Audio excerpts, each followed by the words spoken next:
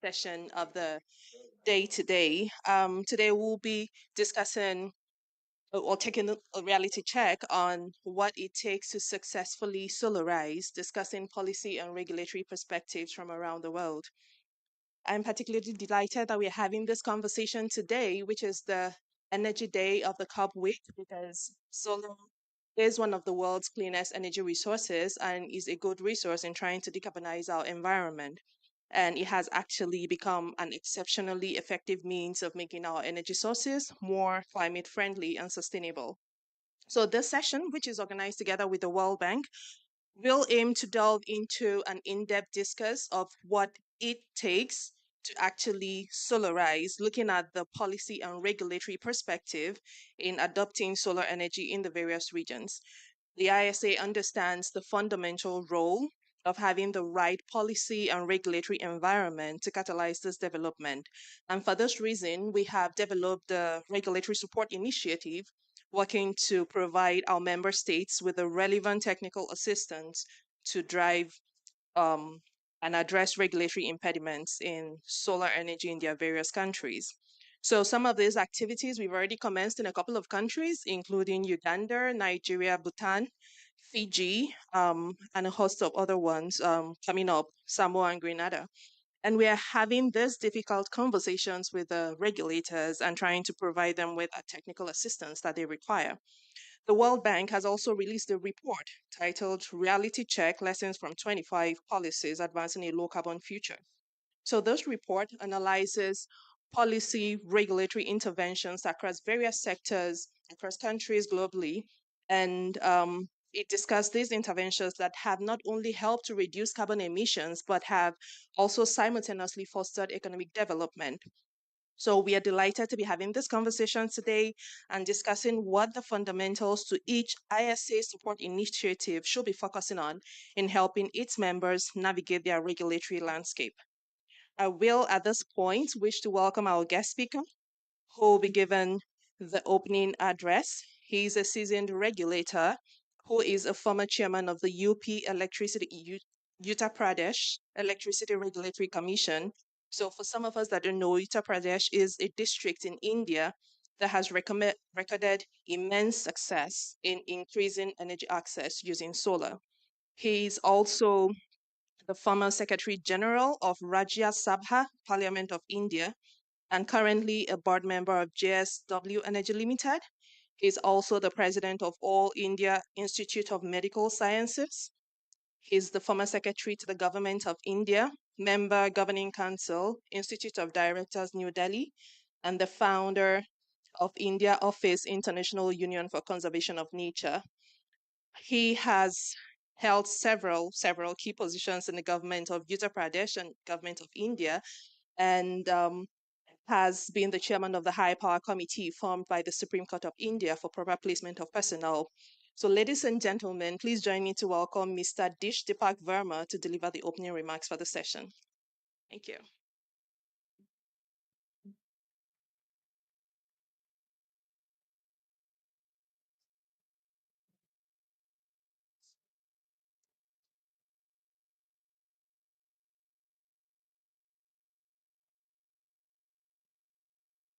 Director General, International Solar Alliance. I'm told would be joining soon, Mr. Ajay Mathur. The lead climate change specialist from the World Bank, David Geoffrey Groves. The climate change experts from all over the world, and the businessmen carrying on the battle of mini grids and microgrids and the solar on the ground. The people who are watching this program, as somebody said, because of the digital advantage that we have across the world. Ladies and gentlemen, friends, let me firstly thank the Solar Alliance, ISA, and World Bank to take up this subject as their core area and having sponsored and jointly organized this seminar. I think while COP28 takes the does the stock take after the Paris Agreement. This is in the fitness of things that this is happening today at this session. So thank you, ISA, thank you, World Bank, for organizing this. Friends, I want to tell you, when I was being introduced, there's something which was not told, so I would just want to add very humbly to you that we were the first state in the country to bring the mini grid, microgrid regulations. I used to be the chairman of the UP Electricity Regulatory Commission, and I was, to tell you the truth, I had not heard of mini grid microgrids. And to make things worse, I had a team which had no experience in the solar grids and mini grids. But I must tell you, and this is a story, when Mr. Professor E. Shoemaker wrote Small is Beautiful, he wouldn't have realized that this is going to actually happen in a remote state of UP, most backward at that time, most populous and resource starved state of UP, and where a mini grid and macro grid will become successful. That was in the year 2016 when this first regulation was brought in. And in that regulation, what we had thought of, in fact, I was telling you about my inexperienced team. So when my inexperienced team and me, we visited some of the mini grids and talked to the people who were taking advantage of that. And we came back and we decided that we will make a regulation. We will make the traditional wisdom of regulation. We will put it upside down. And what we did in the regulation, that first thing which a regulator does is regulate tariff. We said instead of regulating tariff, we will regulate the quality of the supply and the hours of the supply. The reason being that, and this is happening where the grid exists. Somebody asked me what will happen when the grid comes there. I'll talk about that. But this was happening where the grid existed, and 70% or more, in fact, the customers shifted to mini grids and macro grids. And that is the strength of the mini grids, micro grids. That is the juncture when the mini grids, micro grids, and the rural energy took off in Uttar Pradesh. And I think at that time it was about 185 megawatt in 2016, which now is 2.6 gigawatt. So that's the kind of journey that it has taken. Even the mini grids and the micro grids, the number was very small, about 30, 40, who were struggling to survive. And that figure went up to now about more than 1,000. And the mini grids and the mini grids regulation was adopted in many states, even in some countries outside verbatim. Um, and now today, the number of mini grids which exist today is at the global level 21,557, which almost existed none at that time. In India, now the figure has gone to 3,192 from a very small 100, 200 figures. And the World Bank estimate is in the World Bank report I read that says that on the average it is 50 per country in 2018. And it says that to provide about 700 million people who do not have the electricity in the villages, we need mini grids and micro grids, uh, about 2 lakh and 17,000, 217,000 microgrids, mini grids would be required, still required. And with an investment of about $127 billion. I'm quoting a World Bank report. So that is the kind of potential that the country, that the mini grids and the micro grids have. Now, talking to about that, somebody asked a question that what will happen to the mini grids and the micro grids when the main grid arrives. And I must say this, that the mini grids and the micro grids, one, that areas, in fact, in our regulation, we talked about that. We said areas where there is a main grid, areas where their grid does not exist, and the areas where the grid would arrive eventually. So, in such areas, what was told was that where the grid exists, it has to be a mini grid and micro grid, which is grid compatible. So, the concept is that the regulators which need to strive are that they have to make the grids which are technically compatible with the main grid and should have of an arrangement with the discoms, with the government public sector discoms mostly. They should have an arrangement so that there is a feed-in tariff. So the concept was that the feed-in tariff, and when the main grid arrives there, the the generator, the grid operator will should have an option of exiting. Either he can hand over the grid that he has, and he moves and gives it to the main grid, so that the energy supply of the company is supplemented, and at the same time the person has an option of both, either exist and through the feed-in tariff, or he should be able to move out. So these are the requirements which are necessary elements of a benevolent mini grid, microgrid. In fact, some people told us that by saying we had not fixed the price at that point of time, because I thought that our job as a regulator should be to regulate, not to strangulate. It was a sector which was coming up recently. There were very few players, and it was decided that we we try to play the role of a facilitator. And as a regulator, unfortunately, many regulators take this presumption that their job is to regulate strictly. But the regulator has to be very soft handed, and he has to, especially a sector which is growing. So the mini grid and the micro grid has that potential, and especially in countries where they are starved with the resources, and where you want to access, like for example, the sub-Saharan Africa. The ISA in its report has said that this is the most relevant for sub-Saharan African countries. But I would say that even for those countries, and this is my one point that I want to flag here in this seminar, in this conference, that even in the countries where there is the grid is being expanded.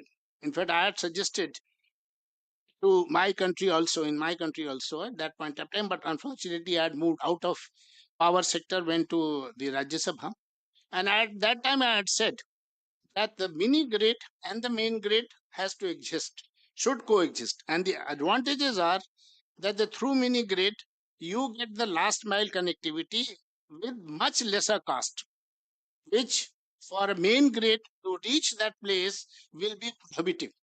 So therefore, the one advantage is that the other advantage is that the capital cost for the infrastructure cost for the government, for the discom, for the main grid player would be less. So if you make a plan for the country, and I think for that the policymakers, the regulators, organizations like ISA and World Bank and spur that when you make a plan to cover a country, you can give the role to the main grid supplier and to these mini regulators, these mini grid generators, so that it will be a win-win situation, because the mini grid operator gets his business, he gets, and the people also get, and in fact it is a win-win for even people, because the people get better supply, better maintenance, better after sales service, and the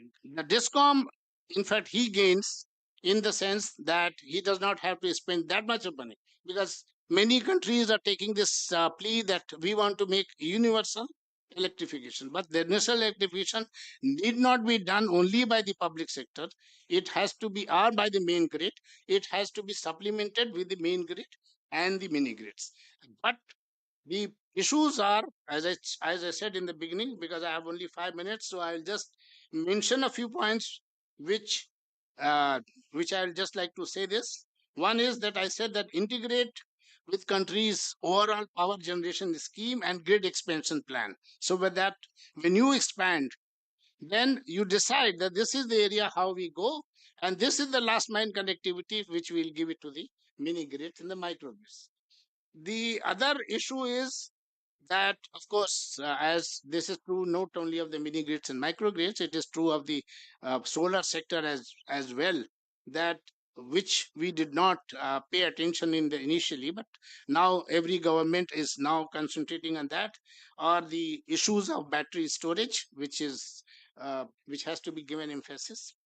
And there are some R&D work needs to be done, because many of the main grid players have expressed an apprehension that when the percentage of the RE, the solar, increases, there could be technical issues of frequency imbalance, and how to regulate the energy, how to fix the tariff, how to make the supplies and the time of the day. TOD tariff will have to be changed. And for that, I would encourage ISA and also World Bank to actually invest into this, so that we can have a proper R&D done, and which looks at the future of the mini grids, micro grids, and the mini grids also futuristically.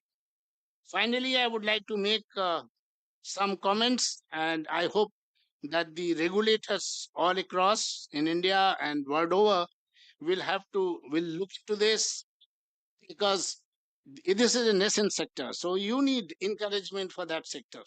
So what is required is that minimum purchase obligations, when the mini grid and micro grid operator is there, mini grid operator is there, there should be minimum purchase obligations. There are PPAs with discoms and the industry. The open access, whenever the open access is granted, then the open access, if it is taken straight away from the RE supplier or the solar supplier, that will give a boost to this sector. Integration with the feed-in tariff, which I said is the most important aspect of this, and for which I presume that in fact, I was discussing it with Mr. Mathur, that all the mini grid and mini grid people, mini grid suppliers, they have to come together and put it in focus. You don't have to beg for it, that this we are doing, so therefore do it for us. You don't have to do this. You have to show that it is relevant for any economy, especially the countries which are least developed, the small island countries, and all the developing countries. It is very relevant. You can have the access power for all in a most cost effective manner than you do with only grid. So, with these few words, I would like to once again thank ISA and thank World Bank to have taken up the subject, which is at the core of universal access. And in fact, the target of uh, getting all total access and getting people out of who have no access to the electricity will be very, very difficult unless you combine the mini grid and internalize it into your own plan and schemes. This is true for every country, especially those which are developing countries. I hope with these few words, I would like to encourage. I'm a great supporter of the mini grids and the micro grids, and my thesis is that the sun is a distributed energy. So carrier of that, the vehicle for that also will have to be a distributed energy and distributed transmission system. So therefore, the grid actually sets in very beautifully with the concept of the solar lights, solar grids, and therefore it must be encouraged. And I would like to end by saying that Gandhiji thought that in countries like India, where there are income disparities, where there are lots of resources, it is the Gram Swaraj, this village reliance, which will work. And the mini grid, in a way, this brings the concept of the Gram Swaraj into reality. Thank you.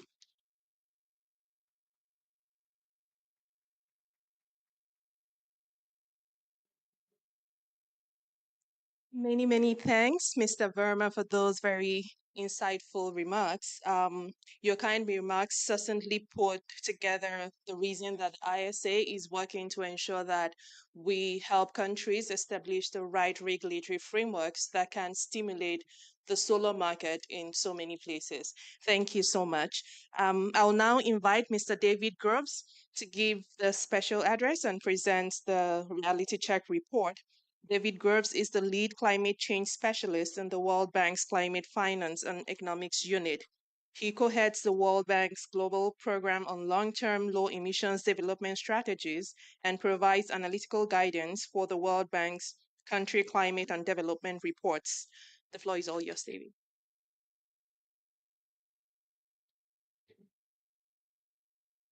All right. Thank you so much, Anya, for the invitation to speak. And thank you, Mr. Vermer, for your words.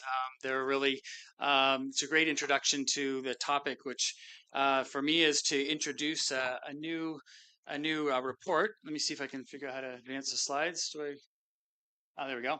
Great. So I'm here to release this report. It's called Reality Check: Lessons from 25 Policies to Advancing a Low Carbon Future. And so, in some sense, it's 25 stories like the one you told, Mr. Vermer, condensed into a book. And I think it's really interesting to hear your perspective on the India solar experience. And what this book is trying to do is to present. It actually does have a few pages on that experience, but also present others.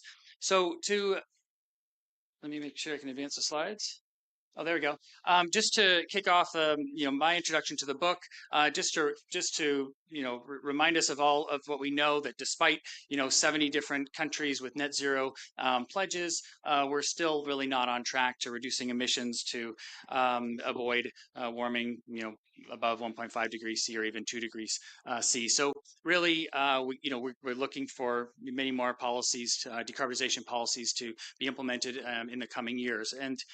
And if we think about sort of where those policies, who should be implementing those policies, we might look to the historical emissions. And from this graph, you can see that the high-income countries are responsible for the vast majority of the emissions. However, as you all probably know, that even if the high-income countries were to fully transition to net zero, with the low and middle-income countries, persisting on a sort of business as usual trajectory, that would still lead to high warming, 2.5 degrees or more. So really, all countries need to be involved in this transition. But this is really not intended to be a story about whether we're off track, or maybe it's a story about why the clicker doesn't work. Um,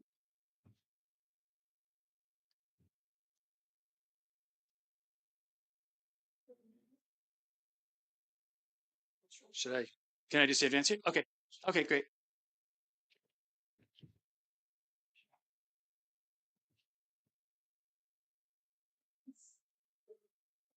All right, great.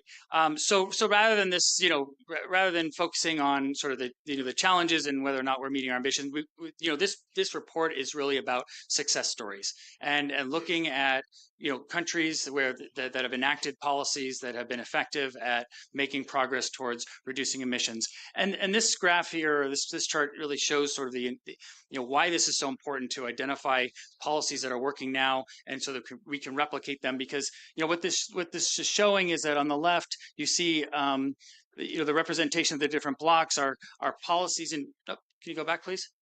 Policies in different sectors, primarily being more in the concept or the development or the niche market stage. But as you progress in time, as those policies take hold, technology advances, and we begin to move into a world where many of the solutions are, available in the mass market and really available for broad deployability. And this is what needs to happen to transition to net zero. Next slide. So one of the things that this report did is it looked and analyzed a database of climate policies. This is from the New Climate Institute, their 2022 climate policy database. And this figure just shows a tally of all the different climate policies over time for the last 30 years. You can see that over time, we're counting over 4,500 different climate policies have been introduced. And there are a couple of time periods around COP15 and COP21 where there was, particularly high activity. Next slide. But if you drill down a little bit more into these data, you see a couple of interesting things. First of all, you see that the high income countries really took the lead in initiating policy action in the 90s and the early 2000s. But now middle and lower income countries are catching up and introducing as many policies as the higher income countries have in the past. And then also on the right hand side, you can see that if you look at the policies by sector, you can see that originally or early on there are more sector specific policies, but now they're more economy wide policies. Next slide. Back one. Yes, this one. So the second thing that the second objective of the report and really the motivation behind the title is presenting 25 different case studies of successful policies, but we've organized them in 5 different types of decarbonization policies. So the first type is planning for a future with net zero for net zero emissions. So these are really policies that look to transforming the entire economy, often starting with a long-term strategy or some sort of strategic document. And here we have, or in the book, we have case studies from Costa Rica, Indonesia, and the United Kingdom.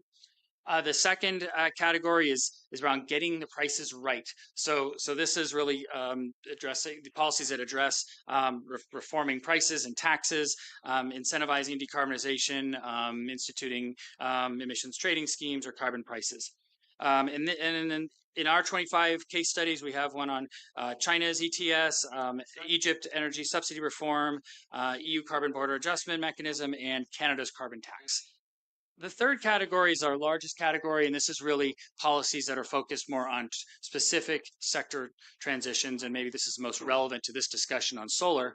And this is capturing a wide range of policies, some on the supply side that are kind of spurring the development and the implementation of different technologies, and then others on the demand side, so increasing incentives for adoption, for instance. And here we have case studies. I won't list them all because there are a number of them, but ranging from Mexico, climate smart solid waste management, an Egyptian transportation fleet renewal policy, and then also a case study on the India solar power ramp up.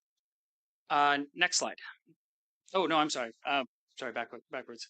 Yeah, and then there's 2 more categories. Getting the finance flowing. So this is about mobilizing private capital, increasing green investment, climate risk management. And here we have a case study in Chile on e-buses in Santiago. We have a case study in Colombia looking at greening the financial system, and then one on from Kenya on their power sector reform, which also is very relevant to this topic on solar energy. And then the last bucket is ensuring a just transition. I know I don't need to tell you all how important it is that as we transition to net zero, that all communities are supported and development goals are achieved.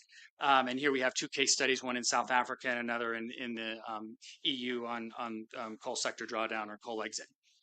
Okay, next slide, please. So while emission, GHG emission reduction, of course, is kind of the focus of these decarbonization policies. It's really important to emphasize, and this is something that the case studies really highlight, is that there are a lot of other benefits to society, that to the countries, that come from these policies. And so this slide just provides an example set of some of the policies on the left and the emissions reductions associated with those policies. And then on the right-hand side are the co-benefits or other benefits to the country that accrue, things like cost savings, improved or reduced air quality, reduced health impacts, improved resource productivity, and the like. Next slide. So let me wrap up with just some lessons learned from this study. One back, please. Yeah, the other way. There we go. So first of all, we found that climate policies, they are making a difference, and they not only, and they're changing in their nature over time to being more sort of economy wide policies. You know, if you dig into the case studies, you'll see that things don't always go smoothly. These aren't always the best policies that one would imagine for these countries, but they're the policies that could get adopted, and they're having an effect, and that's what's really important. You know, these policies are often a result of compromise, and it's very important to build capacity and build up institutions in order to implement them. And then the case studies really highlight some of the barriers that need to be broken to replicate these and scale them up and expand out. Things like increasing the investment, increasing institutional capacity, and then addressing political economy issues. And lastly, just sort of a look ahead to where the World Bank is going with this report. We're looking to better try to understand the outcomes from these case studies. So these case studies, you talk a bit about the results, but we want to track that over time. And then, of course, we also want to build up a bigger inventory of successful policies. Next slide. And to wrap up, here's a picture of our report, and just highlighting a few of the key case studies. And with that, I will turn the session over to the panel. So thank you so much. Appreciate it.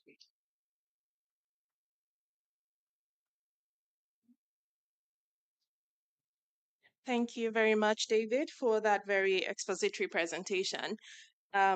This underscores the exponential impact of policies and how they have this impact on economic development and the environment as a whole. So we'll proceed now to the panel discussion. Please permit me to introduce our panelists. On the first list, I'll be introducing Professor Ignacio Perez Arriaga. Professor Ignacio is the Interim Director General of the African School of Regulation. He has been an MIT visiting professor since 2008. He's a professor and director of the BP Chair on Sustainable Development, Director of Energy Training, Florence School of Regulation.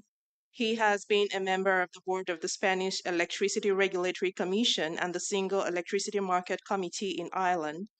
He has been at the Comillos University. He was the founder and director for 11 years of East Institute for Research in Technology. He's been advising governments and companies on third power sector regulation for more than 30 years in over 40 countries around the world. Welcome, Professor Ignacio.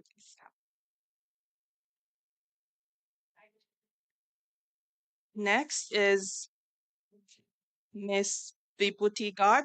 Vibhuti is the Director, South Asia with Institute of Energy Economics and Financial Analysis. Her focus is on promoting sustainable development through influencing policy intervention on energy pricing, adoption of new technologies, subsidy reforms, enhancing clean energy access to capital and private participation in various areas of the energy sector. Welcome, Vibhuti.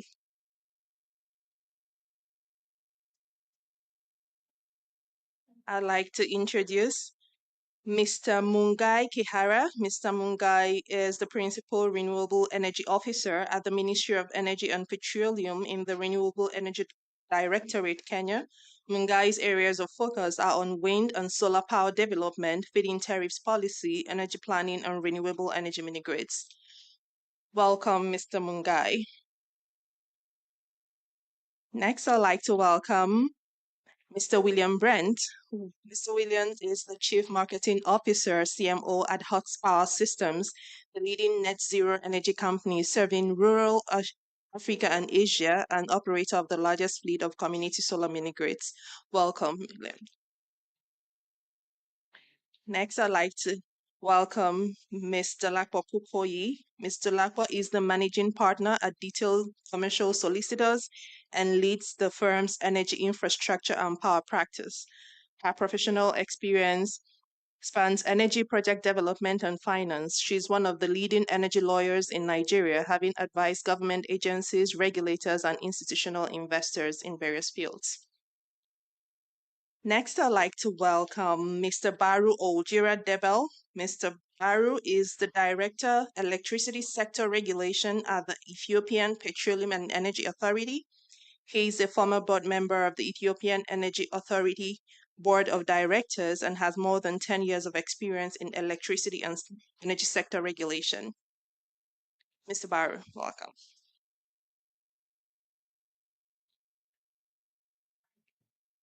And we're going to have David still join us. David has already presented, and he is the lead climate change specialist at the World Bank's Climate Finance and Economics Unit.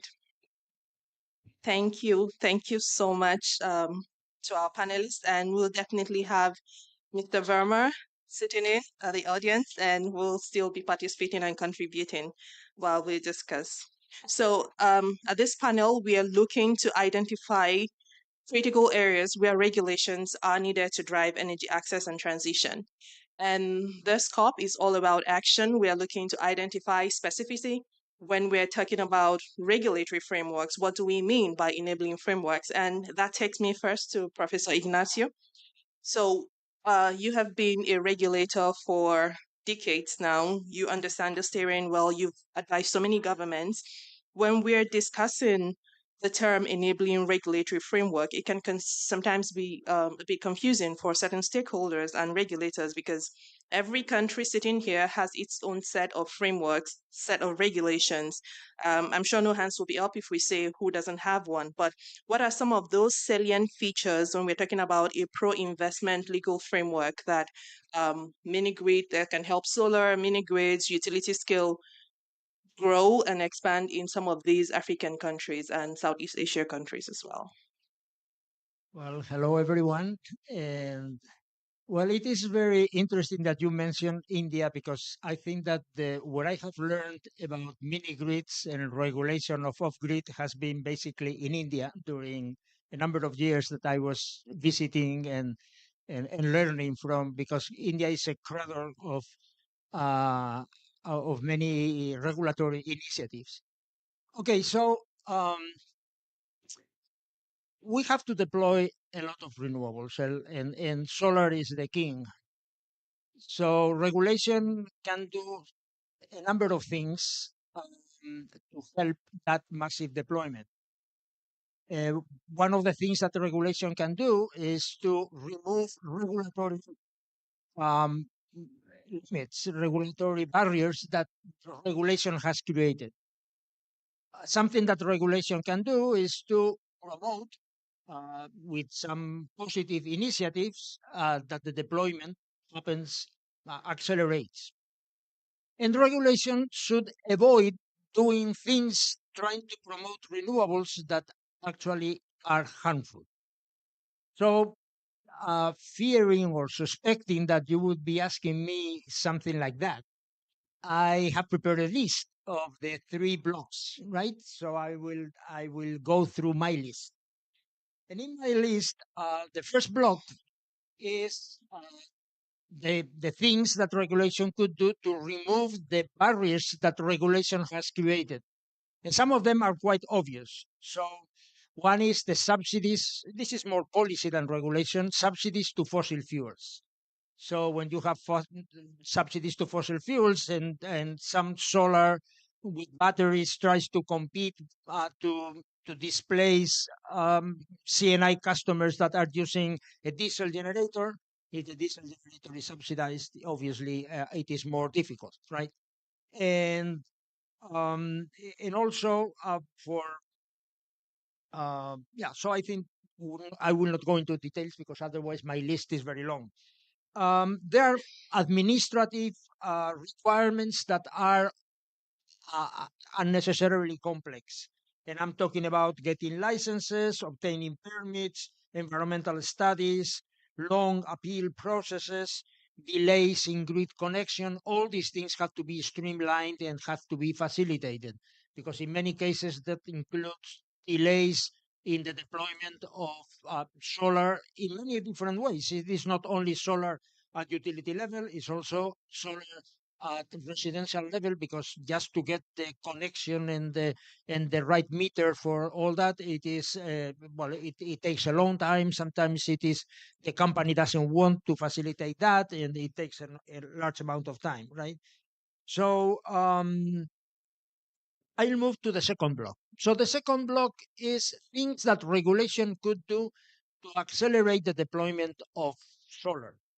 And there, I think that it is important for solar at utility level, well-designed competitive auctions uh, that will reduce the price because of the force of competition.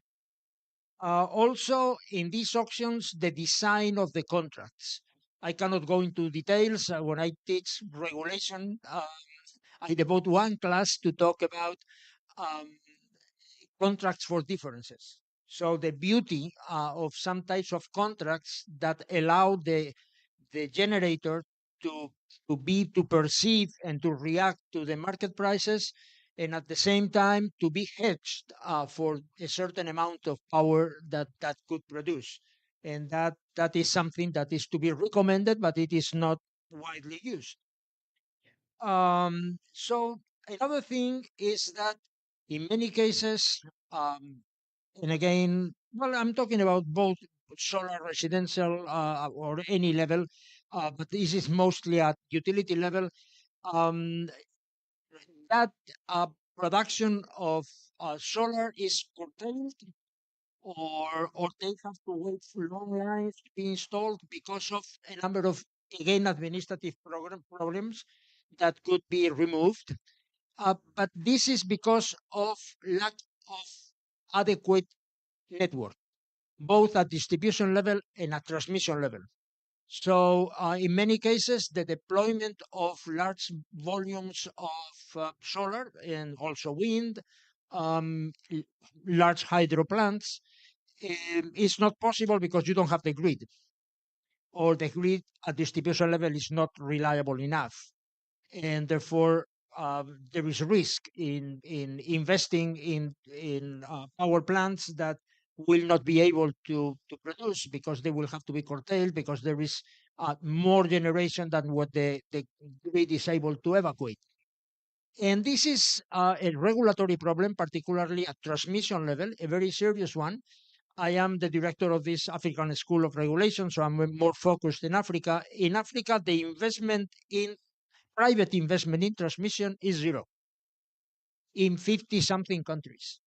So, and this is because the regulation of transmission is its own foot in making unnecessary risks for the investors. And that has to be fixed because there is not enough public funding to create, to deploy all the grid, the transmission grid that is necessary. Okay, so transmission and distribution investment is very important for renewables, and not to mention the problem of interconnection between countries. More than 20 countries in sub-Saharan Africa don't have the size even to accommodate one single, let's say, normal power plant. So they have peak demands of 120 megawatts, 150 megawatts, 200 megawatts, more than 20 countries, less than 1,000 megawatts of peak demand. So that means that if you want to have a reasonable size solar farm, wind farm, hydro plant, you need to be connected to other countries to share that because of the variability of wind and solar and also hydro, and because of reliability of the power plant. If you have a peak demand of 300 and you have a 200 power plant that fails, then you have a blackout in your country.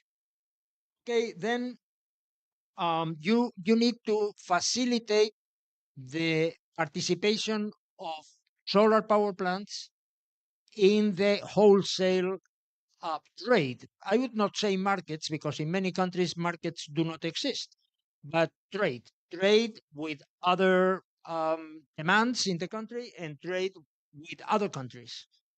And this is again important because without that, the power plants will never be built. And I go to my third block. And no, not my third block. I still have something more in my second one. Facilitate flexibility. Flexibility because of storage, flexibility in demand, flexibility in power trade, particularly at regional level, as I said, and we have been talking about mini grids and solar home systems. I think it's important that the models for mini grids and solar home systems or solar business systems are sustainable and scalable. And if I look at Africa, the models, for the most part, well, has power could be an example of doing things well, are not sustainable and are not scalable. And this is critical because just pushing some mini grid that with some subsidies at the beginning and then leaving it to the market, it is not sustainable. That will collapse.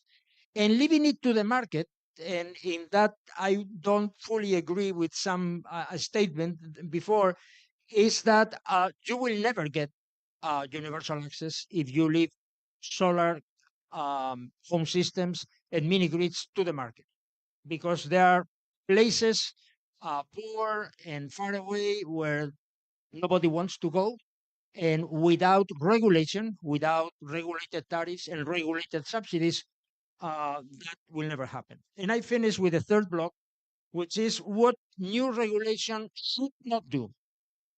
One thing that regulation policy, more than regulation, should not do is to avoid fundamentalisms, saying that everything has to be renewable. If we need flexibility, flexibility comes supported by thermal plants that sometimes are fossil fired. Could be biomass, but not always. And mini grids, well, may need some occasional backup diesel generation. Industrialization in Africa will need natural gas. So we have to, for some time, to uh, survive using fossil fuels, but focusing, of course, in renewables, which is the future. We have to avoid subsidizing less effective solar solutions. I mean, all solar solutions are great and should be welcome. But if you have money and you want to have more solar kilowatt hours, the larger the better, because of economies of scale. And the numbers are very evident. The money that is employed in a solar rooftop is much more per kilowatt hour than the one that is used in a solar farm of 100 megawatts. I am talking about subsidies and public money. If there is private money that wants to invest in solar home systems, that is fantastic. And finally, avoid creating wrong and unfair cross subsidies among customers. And every time that I have talked in Africa about net metering, everybody loves it. Well, a couple of days ago, I received in a journal a paper talking about California and saying that they are dismantling net metering because it creates unfair subsidies from the poor towards the rich. And in, I don't know, 10 or 12 states in the United States, that has happened. In Europe, we don't use it, or you use it properly. So we have to be very careful about um, learning about other experiences in other parts of the world. I think this is great what you are doing here with this, but but try to go in depth to what are the consequences of regulatory interventions.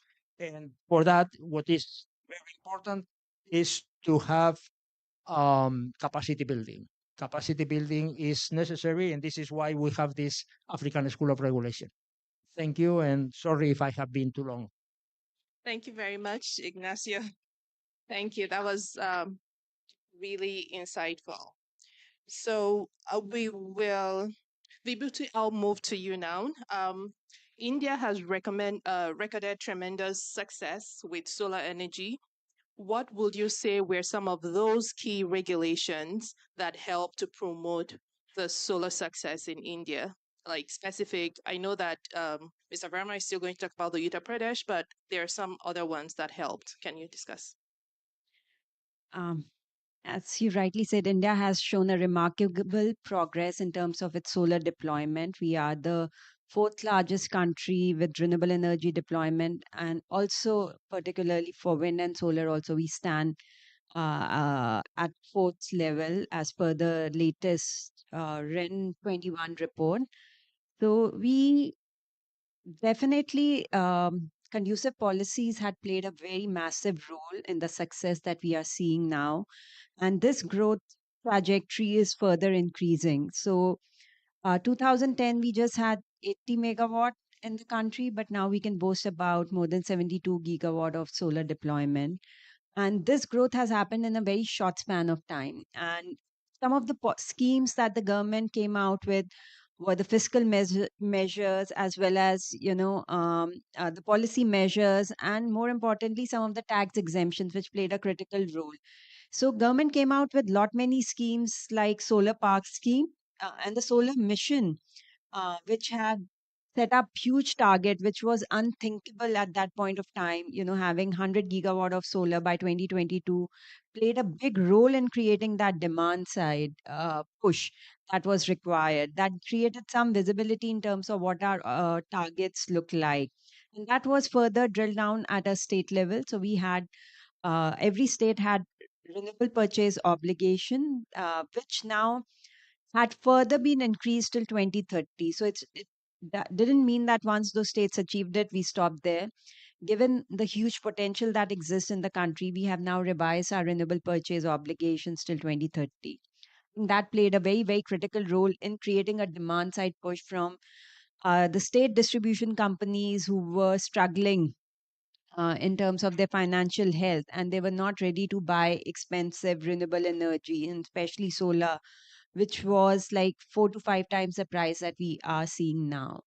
So the other big, I would say, support measure was the competitive bidding mechanism that was rolled out. So that really brought in a lot of efficiency, a lot of private sector participation as well. And that brought the prices down to a level where we can proudly say that solar is much cheaper than your coal based plant. But solar has its own challenges in terms of being an intermittent source of power. And there, what we need is more flexible generation sources. So we need much more storage capacity.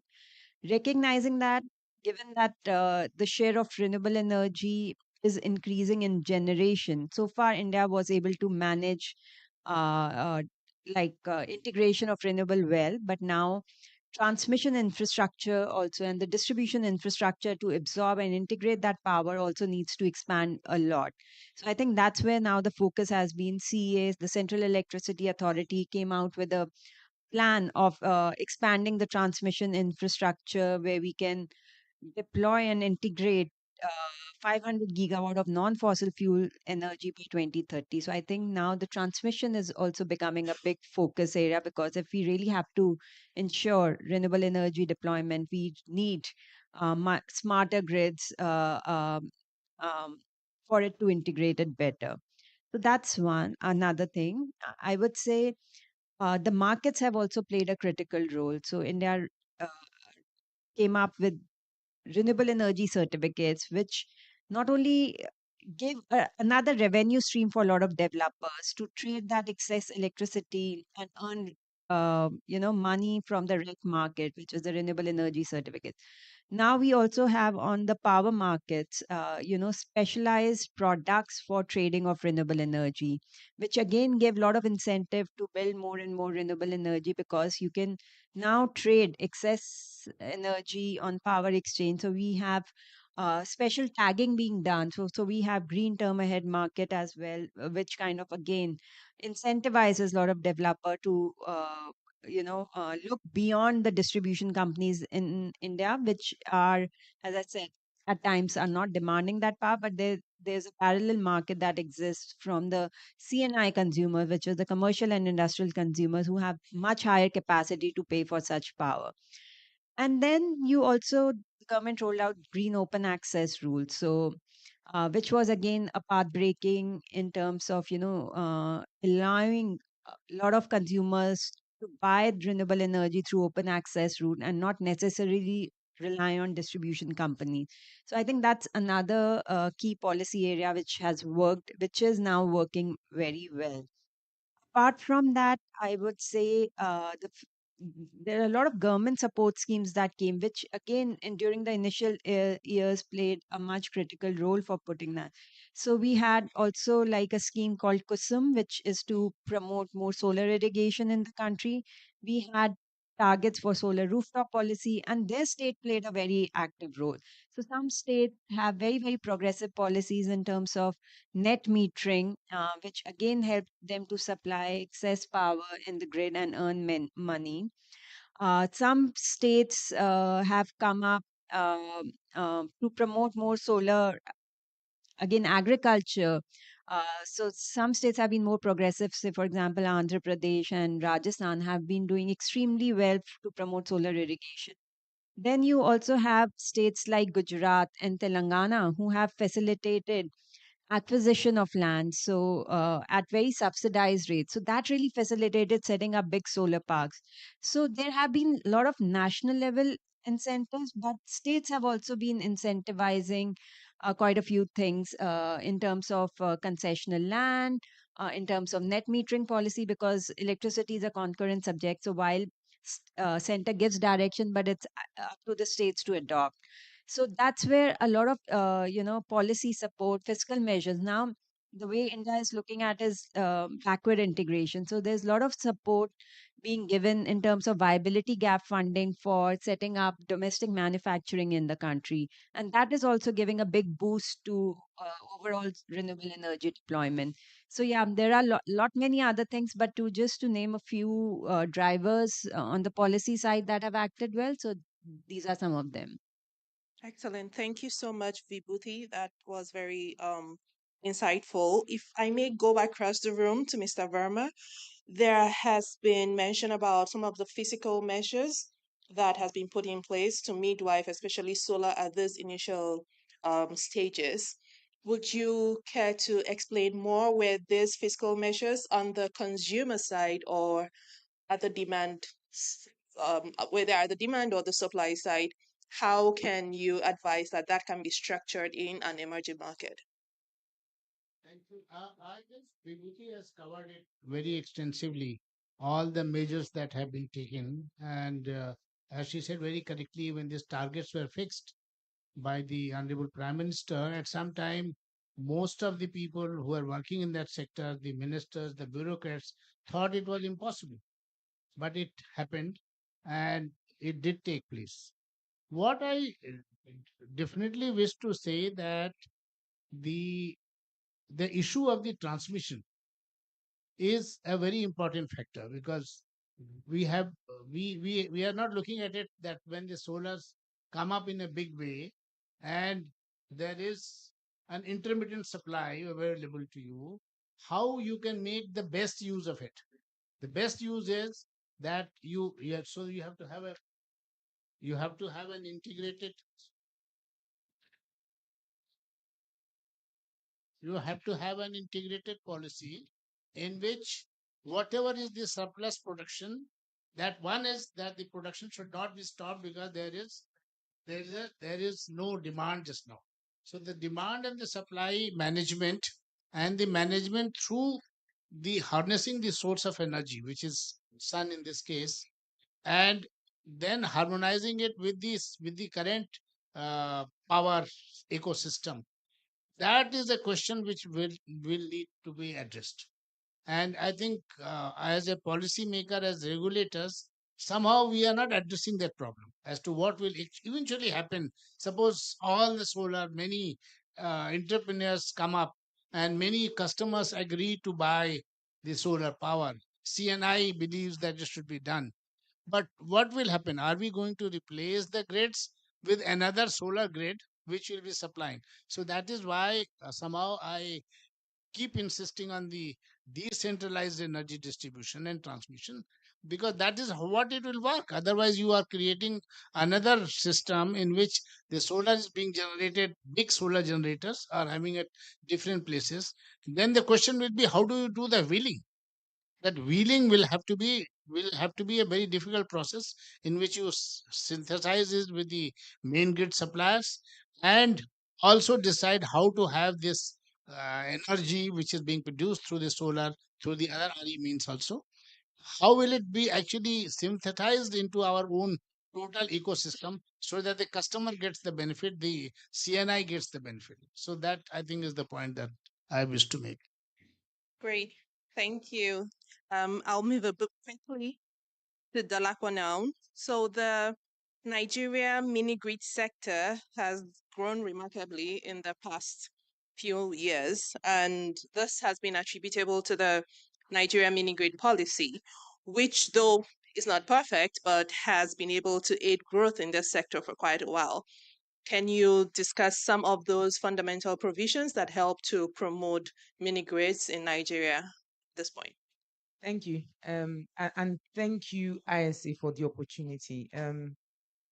So just like we heard from the Indian, although the Indian story is phenomenal in terms of growth, and I think we're still playing catch up, but we did issue our mini grid regulations in 2016 as well.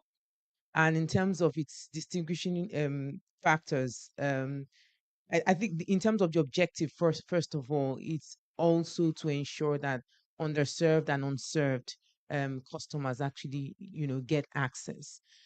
But what we tried to do was kind of lower the threshold and make it simplified, such that you didn't go through the process of is required for a license, for example.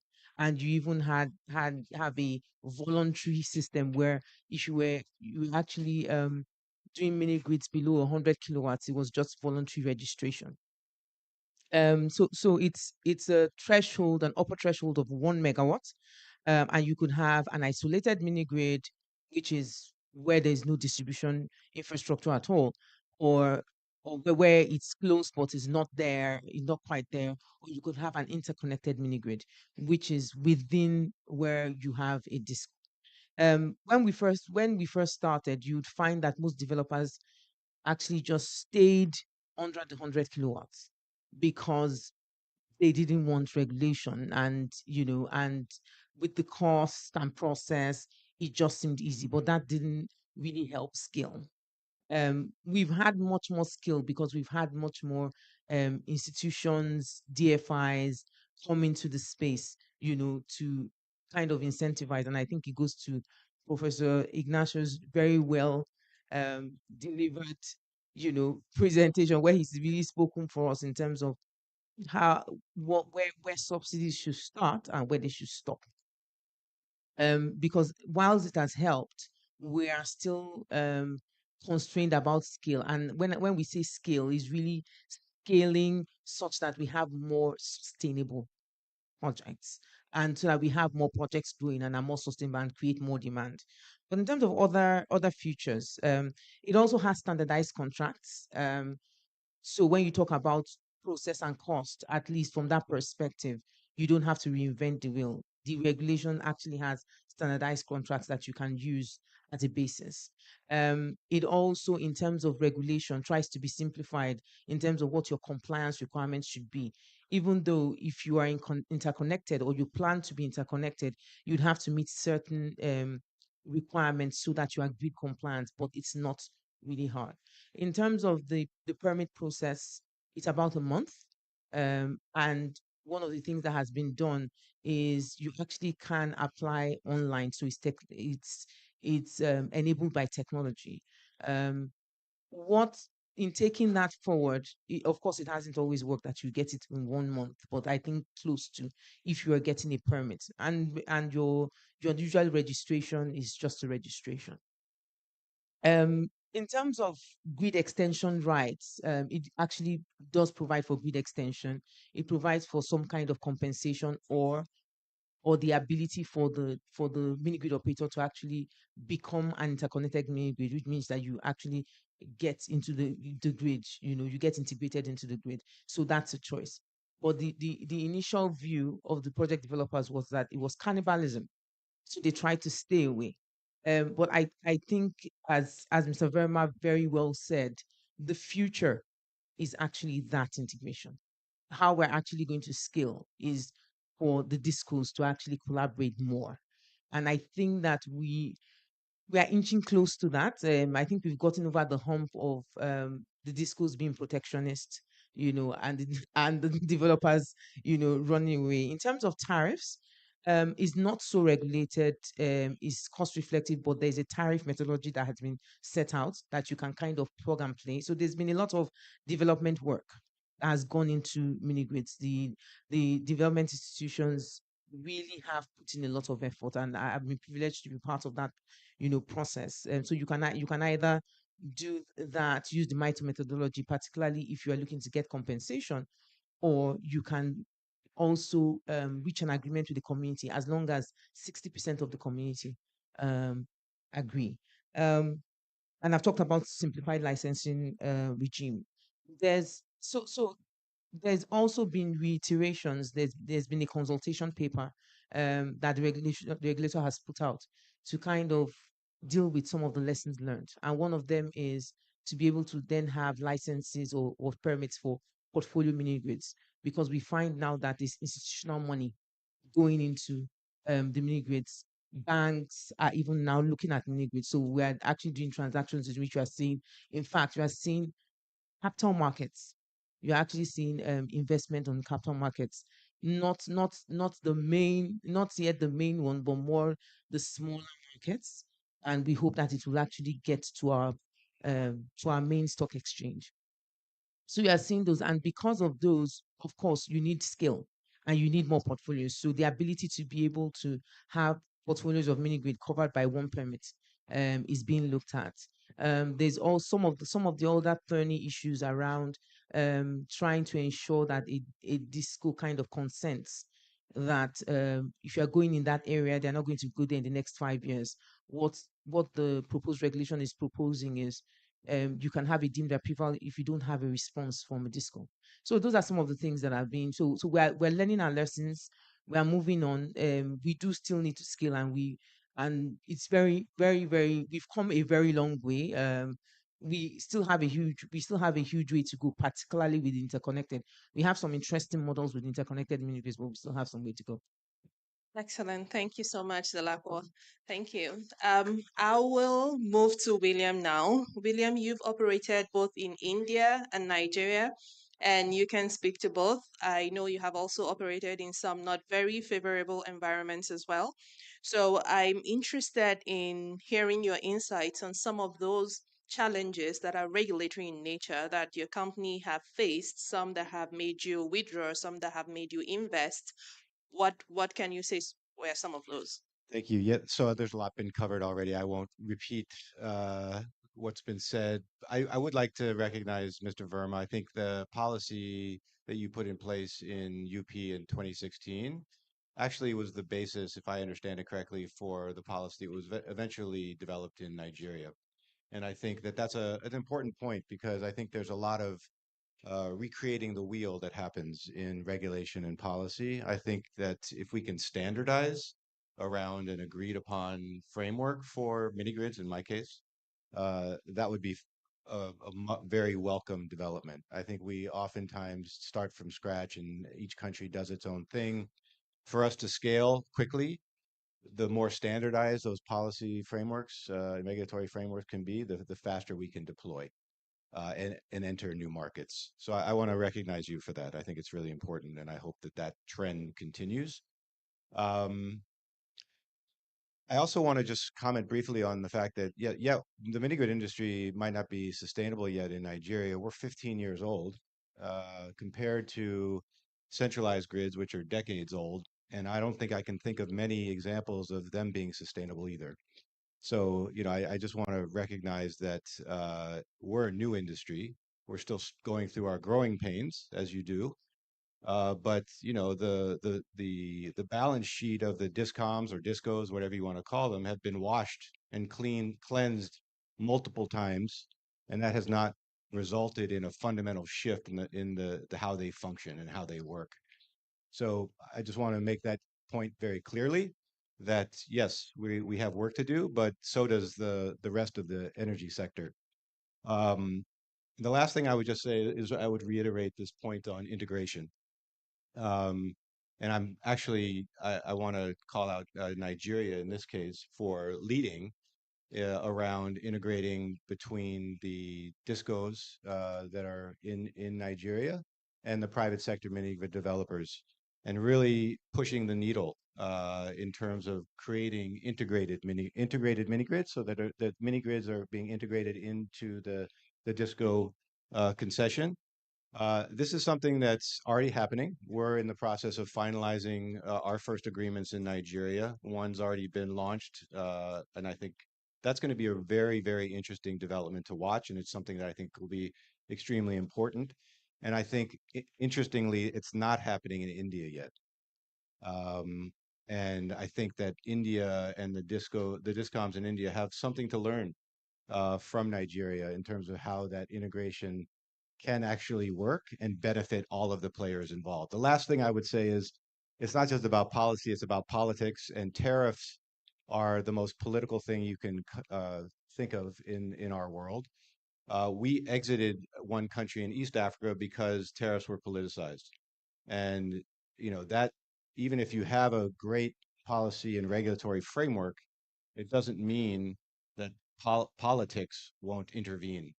And we're concerned about that, and we feel like there needs to be some sort of de-risking mechanism should we end up in a similar situation where essentially we had to exit the market because the tariffs were cut to, you know, even though they were supposed to be price reflective, cost reflective, we had to then reduce them to the same level as the utility, which meant our business was unviable overnight. So I think that's also something that needs to be addressed further is tariffs and how we ensure long-term protection for private sector developers who are entering these markets because they're not without risk. Thank you. Thank you very much, William, for sharing that. I'll move to you, Baru. You're a regulator in Ethiopia, and Ethiopia has one of the cheapest electricity tariffs, having that hydropower is very um, predominantly the source of energy there. But however, there's still this last mile penetration challenge that Ethiopia still has and will definitely need mini grid development in some of these areas. What are some of the challenges? What's your thinking process on how you think this sort of conflict between to you, and how do you think ISA can help Okay. Uh, First of all, I would like to thank Isa for considering me as a panelist and having me on this great and important event. When we come to Ethiopia's renewable energy context and policy and the entire subsequent regulatory framework, we do have a significant solar and other renewable energy potential that could address our electricity demand due to electrification progress, due to economic growth, and of course, due to regional electricity demand. As a country, we are aspired to be renewable energy hub in Eastern African countries, not only aspiration, we are working to get connected with the neighboring country. We are connected with most of our neighboring country. We are connected with Kenya, and we do have a power purchase agreement around 400 megawatt. We are get connected with Sudan, with Djibouti, and soon to be connected with South Sudan and Somalia as well. And the next one through the Kenyan national grid, we are about to conclude power purchase agreement with Tanzania passing through Kenya. So this is the way we are looking at renewable energy resource potential and solar development, not only for the local demand, for the regional electricity market, we are considering our resource exploitation. So that is why most of our policy documents, strategies, and government position papers, numerous government position papers promotes renewable energy development, which is in coordinated manner with the national as well as regional electricity demand and economic growth. So particularly the energy policy and the other relevant policy, that is public-private partnership policy, in which energy the one main focus, that is a renewable energy, and rural development policy and the strategy entirely promotes the energy development from renewable as well as the distributed renewable energy resource policies as well, the commercial pricing of those resources as well as the private sector engagement in entirety of this. So significant endeavors have been made to reform the sector, to scale up the private financing in this sector, And still there is a reform to be, reform going on to reform the sector further to engage or to capture private financing in this sector as well. So, back to the mini grid. Uh, Few years back, exactly that is 6 years back, we Ethiopia we have adopted national electrification strategy that is a kind of a comprehensive electrification strategy that takes into account the grid extension as well as the mini grid options of grid solutions, including the mini grid, particularly the solar mini grid. Uh, Through this extension, the target is set to 65% of electricity access to us to be addressed from the national grid and 35% from the main grid, from off-grid solutions, particularly the solar mini grids and solar home systems are the main one. So following this strategy at the country, we have endorsed it at a regulatory institution endorsed it, that is a mini grid regulatory framework. That regulatory framework is a kind of more or less light-handed and a comprehensive regulatory framework that classify mini grids into different capacities and impose a kind of light-handed regulation on a smaller scale of the mini grids. Like for instance, mini grid with a capacity with less than 200 kilowatt is not supposed to regulate their tariff. The only thing is they have to submit their agreement with with of taker of their electricity production to that extent. So the mini grid regulatory framework entirely tries to address regulatory issues like those are licensing process, economic regulation, particularly the tariff issues, like I have said before. The technical standard and commercial service standards are defined in that one. Last but not least, the mini grid business model in event of grid arrivals, grid encroachment, whether the mini grid could coexist within the context of national grid or they have to integrate with the national grid is also addressed in this one. When we look into the gaps or what we have learned from our experience of so far since deployment of, since the launch of these programs and of other countries. So the mini grid market and the deployment is still at the nascent stage. So this nascency of the mini grid, what we have learned and that Professor Ignacio and the former UP electricity board has raised what we have learned is that the nascency of this mini grid business by itself attract more incentives from the government. So there has to be more incentive mechanisms that by the government that has to be looking at seen into the policy context of the regulatory framework. This is one important area that we have seen. The other thing is the regulatory framework. The regulatory process and regulatory decision-making process by itself has to be seen from time again and again. It has to be streamlined, more efficient, and able to promote this deployment of the mini grids. The other thing is the government and the bilateral partners has to the guarantee has to be extended for the mini grid developers, so to the mini grid investors like any other large scale solar on the other side. The thing is, so enhancing capacity, regulatory capacity is also another thing to show. So when we come to technical capacities that could bridge the gap on the regulatory issues, one of the things is assessment of entire regulatory framework to streamline and to make it one is considered. That is digitizing the mini grid regulatory process. Introducing digital mini grid regulation process is very important, like what I said from the Nigerian experience. The other one is inclusion of regulatory decision-making tools. For instance, mini-grid tariff regulation tools is very important. Mini-grid model planning and modeling tool is also another interesting technical areas that has to be grabbed in another area. The other thing in human resource capacity building is also something you don't need soon, and looking to creating a local capacity on the mini grid development and introducing research and development. I think it has to be considered in that kind of the things. Thank you. Thank you very much, Baru. Still on the cost side of the power development, I'll come to you, Kihara. So there's this plan in Kenya, the least cost power development plan, which has been highlighted in the World Bank report as a flagship project. What sort of institutional and regulatory reforms did it actually introduce in Kenya? And since 2006 till now, what would you say has been the resultant impact of that plan? Thank you very much. And it's a pleasure to be here this afternoon. And when I'm reading the report, is quite a good report because it highlights the reforms that government of Kenya has been able to take, and especially to attract financing. And this cost part development plan, which is our electricity plan, is one of the key documents that has helped Kenya to attract investments in power.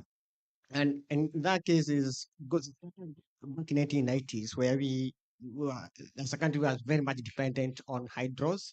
And during those years when we get drought, we end up rationing power to consumers. And at the same time, during that time, we used to have the tariffs totally subsidized. But the government decided no, we cannot continue doing these things the same way. And one thing that happened is it was an imperative that we have to do electricity planning ahead, and also to make the cost of electricity cost reflective, so that the consumers now pay almost the actual cost. Although that had take time, it really came to be, and currently Kenyans a cost-effective tariff, and that has helped Kenya to attract investments in power plants. Starting with thermal power plants that came in 1990s, but that has changed now. We're having so many power plants coming in wind and solar. This has been brought in by as you said, the 2006 Act, that with that act, we're able to come up with a feeding tariff policy. And the feeding tariff policy opened up the the sector for renewable energy, so that now the investors have certainty that when they put their money in a renewable energy power plant and connect this to the national grid, they'll get they'll get their money back. They get paid because the tariffs that are being paid by Kenyans are cost reflective.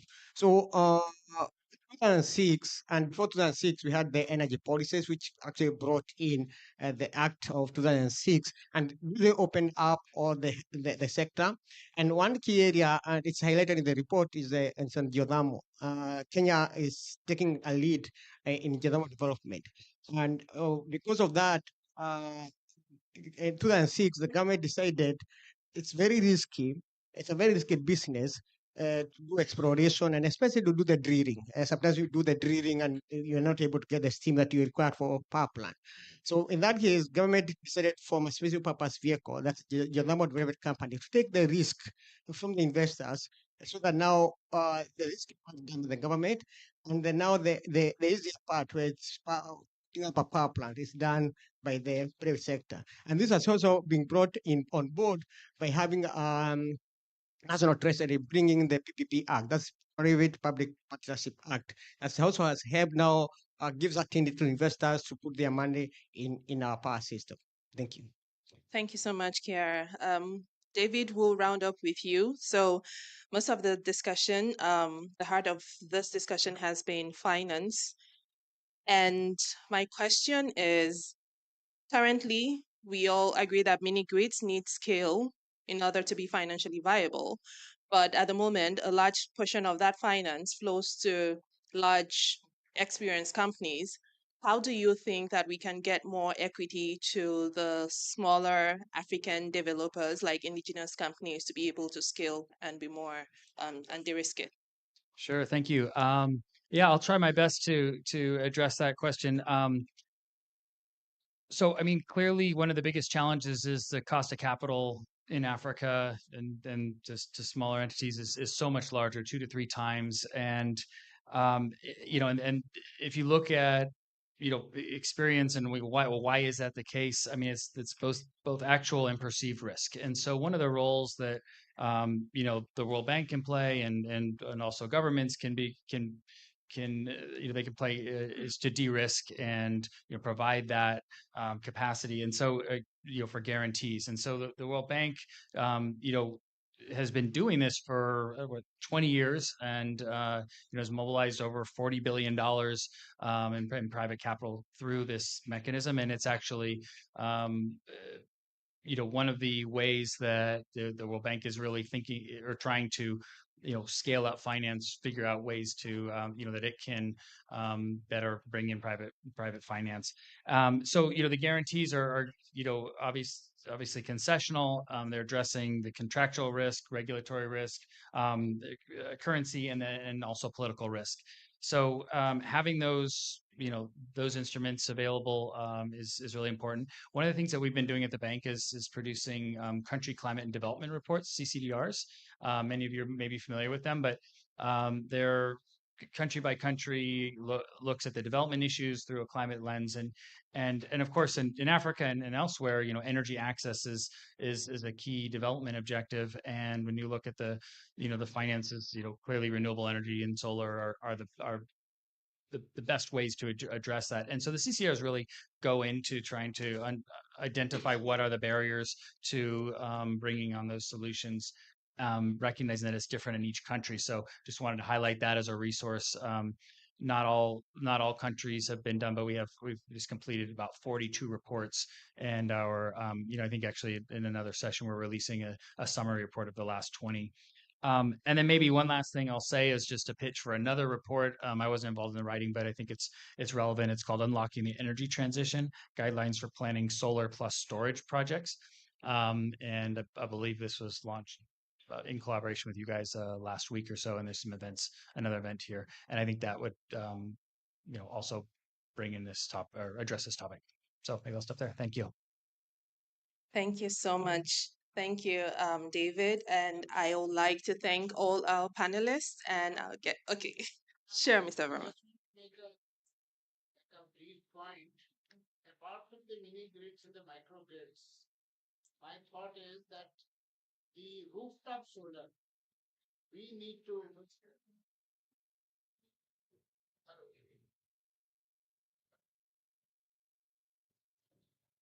No, I was just trying to complete the picture for solar, and I think mini grid, micro grids, and independent power generators, solar power generators. The one area which I think we need to emphasize now is the rooftop. The rooftop solars, they have come, but for individual residents, it is not viable. And the governments are giving subsidy, but through the subsidy, if something is viable, that's not a sustainable solution. So in the rooftop, the big industries which have a huge rooftop, there for them it is working. For the individual residents, the rooftop, with a small rooftop, the investment cost is very high. So probably a solution which can be thought of by the people who are involved. That's why I thought I'll mention it here. The aggregator in the residential areas, because there are too many close rooftops there. So using those rooftops and through that harnessing the solar energy and giving the benefit to the customers would could also be a very good idea, in which all of us will need to work. We need to work on that. It has not actually happened. We have talked about it, but it has not succeeded so far. Thank you. Thank you so much, Mr. Verma, for that very remark. We we have come to the end of our panel session today, and I would like to especially thank our guest speaker. Okay, we have yeah, a participant that wants to.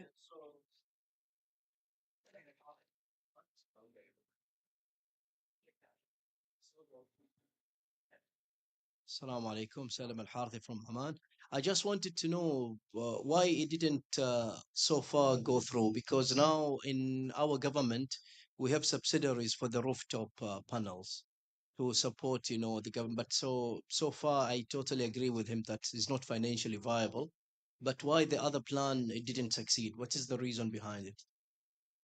Okay, who are you addressing your question to, Mr. Verma? Yeah, because Mr. Verma, would you want to take that, please?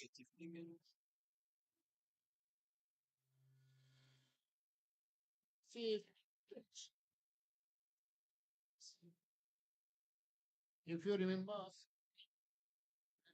it's working. Hello. If you remember, some time back, the cable TVs used to be there. There used to be cable TV operators in the localities, small localities, residential localities, and they will provide and stream different channels to the different houses and collect money from them. Now that is a model probably in the residency, because there are two types of solar. One is the industrial, where as I said, that you have a um, huge rooftop, so it could be viable for them. For individual, it is not viable unless you give a subsidy, which is not sustainable. So therefore, it is not because policies have not come. Your question is that why it has not succeeded? Simply because we have not actually paid attention to this. So if we had paid attention, made some regulation, we have encouraged some entrepreneurs. And as I always say, that when there is a new area, it should be a very liberal, soft-handed regulation and the policy. When it grows up, then probably when you have more players, then you have some regulation to actually streamline the things. Streamline in the sense that you have the create the competition.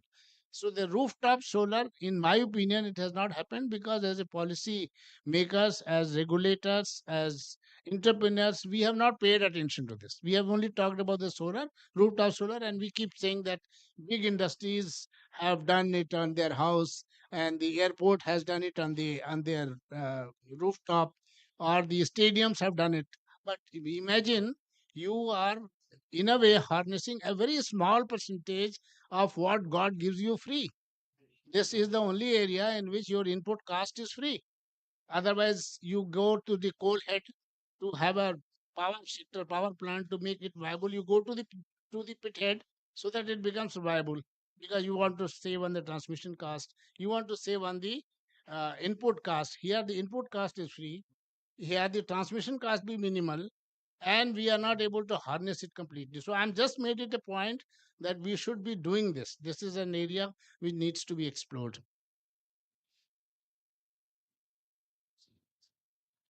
Thank you. Thank you so much, Mr. Didi Verma, and to all our panelists. We want to say thank you so much. We have learned a lot from your wealth of experience, especially from our two seasoned regulators here. We are grateful for your time to join and share your insights on how we can further develop solar energy in so many other countries that still need energy access and security. To our other panelists, Vibhuti, Kihara, William, Dalakor, Baru, and David. Thank you, guys. Thank you for joining, and we look forward to seeing you again in another panel session. Thank you.